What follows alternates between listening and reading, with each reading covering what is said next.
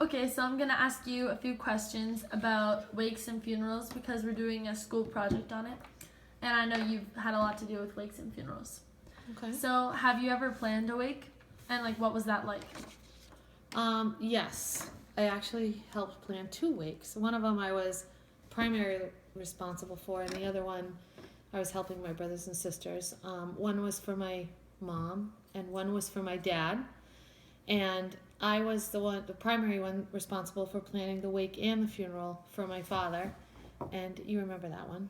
Mm. And it was probably the hardest thing I ever did because, well, because there were so many people that you had to include and so many people that you had to consider their feelings and their emotions Mm-hmm. and making sure that all my brothers and sisters felt like they were part of it, making sure to include people that, for my father, my mother hadn't passed away yet, so to include friends of my parents and the way my parents wanted it.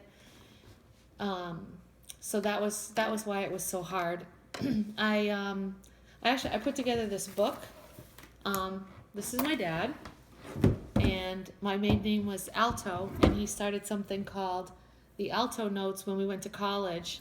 When my sister went to college, and there were 7 of us, and when we were all leaving, my father wanted a way to keep us connected, and so he came up with a family newsletter and called it the Alto Notes. And so I took those Alto Notes and I put actually all the information, the mass card. I don't know if you can see that. That's the mass card, and that was what was the saying on the back. Here was his obituary that was in the paper, and and then the eulogy. So there was some. Did you write that? Yes, I wrote this eulogy, and the night before the funeral, I pretty much didn't sleep because it was just, again, so hard to write. And I don't know, I could read you part of it. Yeah, maybe like a paragraph or something. Okay, so this was for my dad. All right, family was his life. That's a good part. Family was his life. Family was so important to him that when his children started to leave the nest, he needed to find a way to keep us together, even though we were physically apart. So he came up with the idea to publish a family newsletter and called it the Alto Notes. We all loved it. He would find out what was happening in each of our lives, compile all his notes into the latest Alto Notes format, and mail us a copy. He taught us how to stay connected.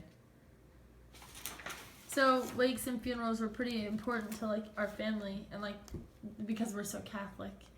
Why was that? Well, because I really think that I think it's really important. I think the wakes and the funerals aren't really for the people that passed away. It's really for the people that are still living.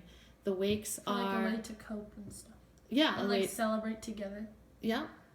So yeah, it was a way to cope, a way to say goodbye, because we have to deal with being here now when they're gone. They're in the place where we're ultimately trying to get to, heaven, right? So we have to figure all that out. And so it was interesting that I planned my dad's wake and funeral because I remember a story. I had, Uncle Bobby, right? So I had a brother who died who was 18 months older than I, and he died when he was 5 and I was only 3. And it was interesting at the wake, my parents used to always tell me this story, how at the wake I went and I was only 3 years old, and we were about to leave. I said to my parents, Daddy, come on, Mom, let's wake up Bobby and go home.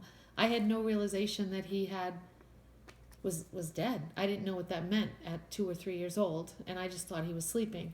But I think so the wake, I think, is important to see that yes, the person's really dead. I can see their body, they're not breathing, they're not moving, and I think it's really important for the people to see that.